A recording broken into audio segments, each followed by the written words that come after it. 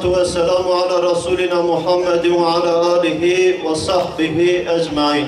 Bu memleketin devam gelen zulümleri var, mağdurları var, acıları var. 28 Şubat mağdurları bunlardan bir tanesi. FETÖ mağdurları, FETÖ yargısının mağdurları bunlardan bir tanesi.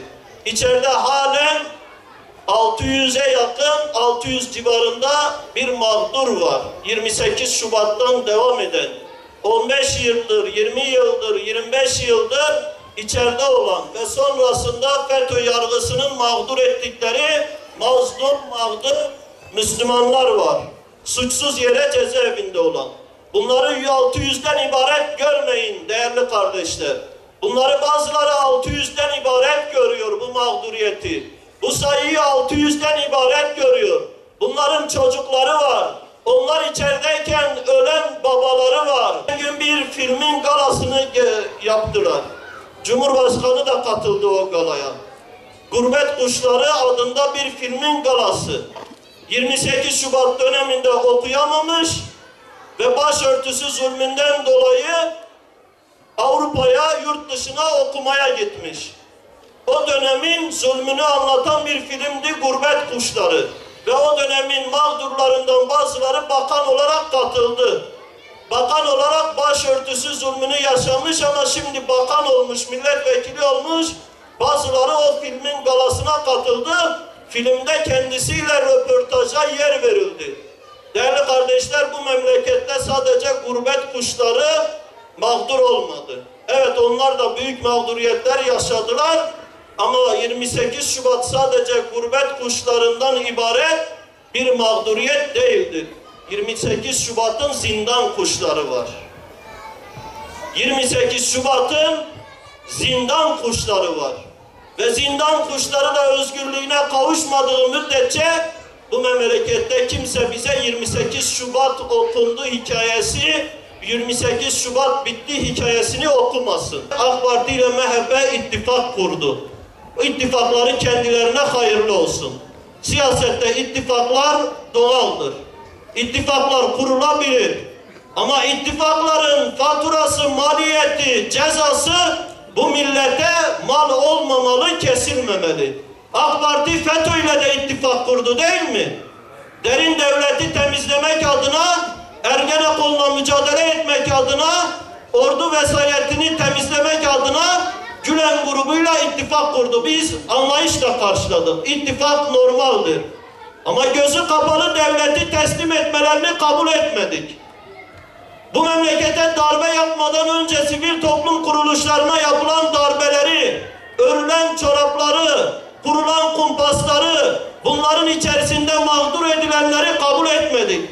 Memlekete bir darbe geliyor dedik, birileri kulağını kapadı, kulağının üzerine yattı, gözünü kapadı ve FETÖ memlekete darbe yaptı. FETÖ memlekete darbe yaptı. Şimdi aynı hatayı yine yapıyorlar. MHP ile ittifak kurdular, alttan alta milliyetçi Kemalistler devlete yerleşiyor. Milliyetçi Kemalistler devlete yerleşiyor ve devlet içerisinde kendi horozunu öttürüyor. Şunu alırım, bunu almam.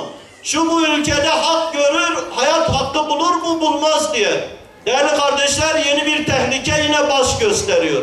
Buradan uyarıyoruz. Yine Erdoğan'ı, Sayın Erdoğan'ı uyarıyoruz. Hükümeti uyarıyoruz. Yeni bir derin devletin, eski derin devletin kilometre taşları döşeniyor. Ve yeni bir darbenin kilometre taşları döşeniyor. Yeni bir darbenin zemini oluşturuluyor. Çünkü eski derin devletin bir ayağı ulusalcı Kemalistler idiyse, bir ayağı da emniyet üzerinden milliyetçi Kemalistler idi. Eski derin devletin iki ayağı vardı değerli kardeşler. Bir ayağı ulusalcı Kemalistlerdi. Orduda, yargıda, medyada, devletin diğer kademelerinde ulusalcı Kemalistlerdi. Ama bir ayağı da milliyetçi Kemalistlerdi. Onlar darbede de tecrübeliydi. 60 darbesini yapanlardı. 71 ihtilalini yapanlardı. 80 darbesini yapanlardı. 97-28 Şubat'ını gerçekleştirenlerdi. Şimdi bunlar ulusalcı Kemalistler bir taraftan FETÖ'nün boşaldığı yerlere doluşuyor, yerleşiyor. Bir taraftan da milliyetçi Kemalistler AK Parti Parti MHP ittifakında devleti ele geçiriyor. İşte bu tekrardan tehlike demek. Tekrardan eski devletin güçlenmesi demek. Ve uygulamaları da sahaya yansıyor.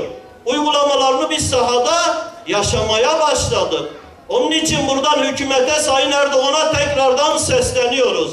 Yeniden eski derin devletin kilometre taşları döşeniyor. Yeni bir darbenin ayak sesleri duyuluyor. Bu darbede ülkeyi kurtaramazsınız. Allah korusun. Bu darbeyi savuşturamazsınız çünkü bunlar tecrübelidir. Bunlar devleti ele geçirirlerse bu darbeyi savuşturamayız. Kaldı ki zaten halkı da rahatsız ediyorsunuz. FETÖ'ye karşı halk niye sokaklara döküldü? Çünkü FETÖ'den muzdaripti.